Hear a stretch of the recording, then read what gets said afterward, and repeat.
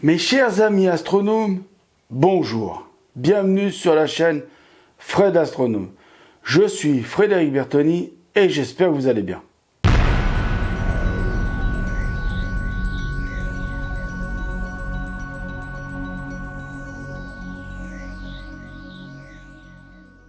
Alors, dans cette vidéo, je vais réparer un oubli que j'ai fait dans la FAQ. Vous avez vu la FAQ, vous l'avez eu hier. Hier, c'était vendredi. Aujourd'hui, c'est samedi.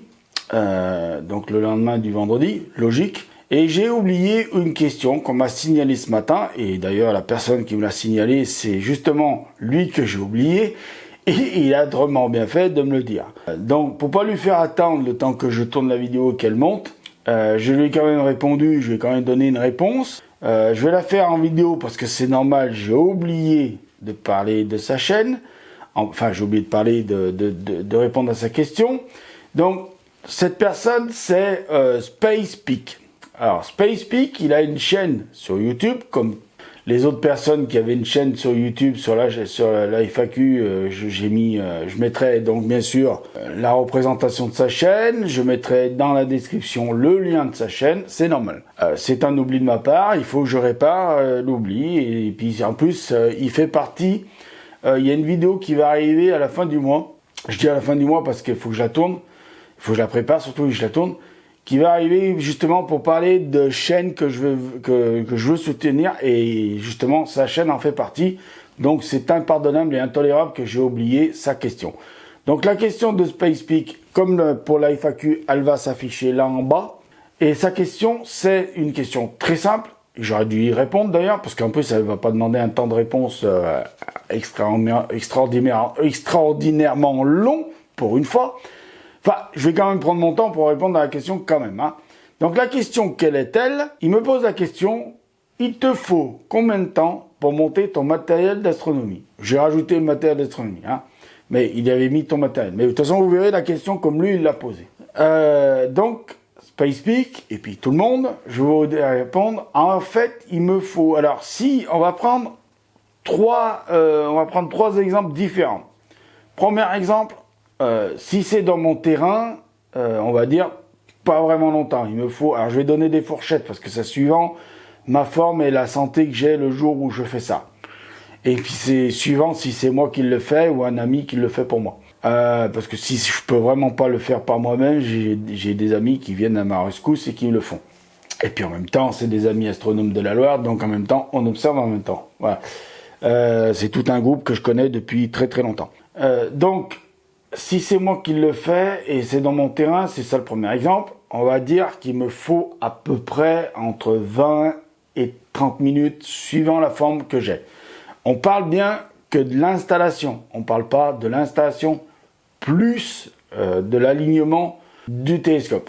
Attention, on parle bien que de l'installation, c'est-à-dire de l'installation donc du trépied, de l'ensemble monture et tube optique, de la caméra StarSense maintenant qu'il faut que j'installe en plus parce que quand j'avais le chercheur il restait installé directement sur le télescope puisqu'il était vachement bien réglé par rapport au télescope, parce que le chercheur faut bien le régler par rapport au télescope.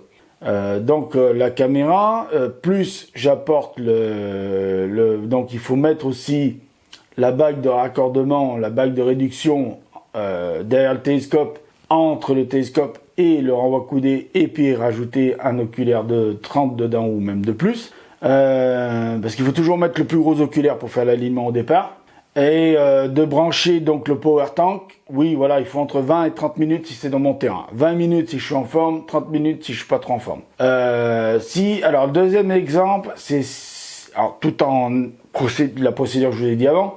Si c'est sur un terrain que je connais, mais que c'est en dehors de la maison, on va dire que ça va être plus 30 minutes si je suis en forme, et 40 minutes à peu près si je suis pas en forme. Si c'est sur un terrain que je connais pas, mais que j'ai quand même eu le temps de repérer en plein jour, on va dire que c'est à peu près dans la même fourchette, entre 30 et 45 minutes. Et si c'est sur un terrain que je connais pas du tout, que j'ai pas eu le temps du tout de me repérer et que je fais ça à l'improviste, on va dire que ça peut aller jusqu'à 50 minutes. Alors vous allez dire, mais pourquoi ça te prend autant de temps? parce que quand je suis là chez moi dans mon terrain, premier exemple, je vérifie 2 fois chaque geste que je fais. 2 fois. Même si je connais par cœur la procédure, 2 fois, toujours. Alors vous allez dire c'est un toc, oui, c'est peut-être vous pouvez considérer ça comme un toc, mais moi je considère ça plutôt comme une prudence. Et de faire ça depuis des années, ça fait au moins, oui, ça fait plusieurs années que je fais ça, ça fait pas 34 ans, parce que ça fait 34 ans que je pratique, mais ça fait pas 34 ans que je fais ça, ça fait à peu près un peu plus de 20 ans, on va dire, que je fais ça. C'est parce que au début, je faisais comme tous les jeunes, sûr de moi, connaissant par cœur la procédure, et vas-y, je t'installe le matos, et des fois, je me retrouvais à dire, mais tiens, pourquoi c'est pas l'étoile, elle est pas dans l'oculaire, pourquoi c'est à côté, vous voyez, donc ça, c'est parce que si on fait pas comme il faut tout ça, et vous voyez, en plus, si on fait pas les procédures comme il faut, et qu'on vérifie pas comme il faut ces procédures, même sur un terrain qu'on connaît par cœur, vous voyez le problème que j'ai eu avec le StarSense, eh ben, je me serais jamais douté que c'était le StarSense qui avait un problème. Alors, je dis pas que pour le moment j'ai résolu le problème du StarSense au moment où je tourne la vidéo. Alors, c'est en voie de résolution. Mais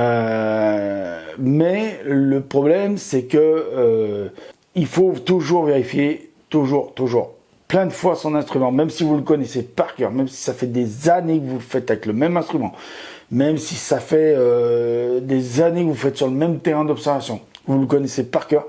Vérifiez toujours, plusieurs fois, chaque manœuvre que vous mettez en place pour mettre votre instrument en place. Vérifiez toujours. Et je vais vous donner un petit truc en plus, et je terminerai la vidéo là-dessus. Quand vous vous préparez à vous déplacer en dehors de votre terrain habituel d'observation, vérifiez toujours votre matériel. Vérifiez que vous avez tous vos oculaires, que vous avez tous vos bacs d'adaptation, que vous avez tous vos batteries qui doivent être chargées à bloc, toujours partir avec les batteries chargées à bloc. Même si vous avez des chargeurs de voiture que vous pouvez charger dans les voitures, emportez toujours des batteries chargées à bloc, votre power tank chargé à bloc. On ne sait jamais ce qui peut se passer sur un départ d'observation, surtout si c'est un départ d'observation de plusieurs jours. Vous savez jamais ce qui peut se passer. Voilà, donc toujours vérifiez que votre téléphone portable est bien chargé. Alors ça aussi c'est un conseil que j'ai oublié de donner dans une vidéo où je donnais des conseils pour préparer une nuit d'observation. Avant le départ, dites toujours à quelqu'un qui est à l'endroit là où vous habitez, votre mère, votre père, votre cousin, votre tante, votre voisin, quelqu'un, que vous partez à tel endroit et donnez-lui bien l'endroit exact où vous partez. On ne sait jamais s'il y a un problème, lui il peut toujours diriger les secours à dire moi il m'a dit qu'il partait à cet endroit-là, d'accord? Voilà. Donc ça c'est une précaution aussi à prendre. Mais en fait toutes ces précautions c'est pas pour vous faire peur, c'est juste que pour que votre nuit d'observation se passe à merveille. Avant que je fasse toute cette procédure de vérification, il m'arrivait de louper des soirées d'observation, des nuits d'observation parce que justement il fallait que je recommence à réinstaller tout le matériel depuis le début. Parce que j'avais fait trop vite, sans vérification, machin, et vas-y, tie and die, que je te cours, machin et tout. C'est pas une solution et c'est pas un truc à faire. Je vous le déconseille. Donc voilà, j'espère que j'ai bien répondu à ta question, SpacePeak. Alors si on rajoute le temps d'alignement, alors si vous le faites avec un chercheur, normalement, quand je le faisais avec le chercheur, l'alignement pour que ça soit bien comme il faut et tout, ça me prenait à peu près une trentaine de minutes l'alignement sur 3 étoiles avec le chercheur. Pour ça que j'ai voulu acheter le StarSense, c'était justement pour gagner du temps sur ces 30 minutes. Parce qu'avec le StarSense, on passe de 30 minutes, que lui il le fait en automatisation, il vous le fait normalement une fois qu'il a toutes les données GPS rentrées dedans. Normalement, lui, après, il lui faut à peu près entre 4 et 5 minutes pour faire le truc. Et voire 10 minutes s'il n'arrive pas à trouver les bonnes étoiles comme il faut. Donc il va continuer à chercher tant qu'il ne trouve pas les bonnes étoiles. Tant qu'il ne trouve pas le nombre d'étoiles nécessaires pour faire une bonne alignement. Voilà. Donc, ça fait même grand max 10 minutes. Ça fait toujours 20 minutes de gagner par rapport à un chercheur. Pour ça que je voulais le faire. Voilà, donc vous rajoutez entre 5 et 10 minutes de plus par rapport à l'installation du matériel. Voilà. Attention, l'installation du matériel, il ne faut pas le confondre avec la mise en station. Ça n'a rien à voir. Vous installez votre matériel, vous n'avez encore rien allumé, vous n'avez rien branché. La mise à station débute au moment où vous appuyez sur le power de votre télescope. Donc vous avez allumé votre power tank. Votre power tank il est en train d'alimenter votre télescope. Là, au moment où vous appuyez sur le power de votre télescope, c'est là que la mise à station commence. Hein. Donc la mise à station, c'est quoi? C'est l'alignement de votre télescope par rapport aux étoiles. Soit vous le faites avec un chercheur, soit vous le faites en automatisation avec un StarSense, ou l'équivalent d'un StarSense pour d'autres marques. Et alors ça c'est valable pour le télescope azimutal, mais pour les télescopes sur monture équatoriale, la mise en station commence aussi au moment où vous appuyez sur le power de votre télescope. Mais avant d'appuyer sur le power du télescope, vous avez bien aligné votre monture sur l'étoile polaire. Voilà, ça je tenais à le rajouter, faut pas l'oublier. Donc je vous remercie de m'avoir écouté, je m'excuse encore une fois auprès de toi SpacePeak de t'avoir oublié, c'est intolérable, c'est honteux, voilà, j'aurais jamais dû faire ça. Et je voudrais dire un petit message à Monsieur Orion qui m'a dit « Ah, c'est dommage, fallait poser la question dans quelle vidéo ?» C'était dans la vidéo FAQ, 2K et plus. Là, tu aurais dû poser ta question pour que moi, je puisse te répondre dans la réponse 2K et plus. Réponse FAQ, 2K et plus, qui est apparue hier. Voilà. Mais c'est pas grave, parce que je vais faire une vidéo pour expliquer un truc. Voilà. Donc, merci encore une fois de m'avoir écouté. Je vous dis à bientôt. Prenez soin de vous. Mettez l'œil à l'oculaire parce qu'il y a énormément de choses à voir là-haut.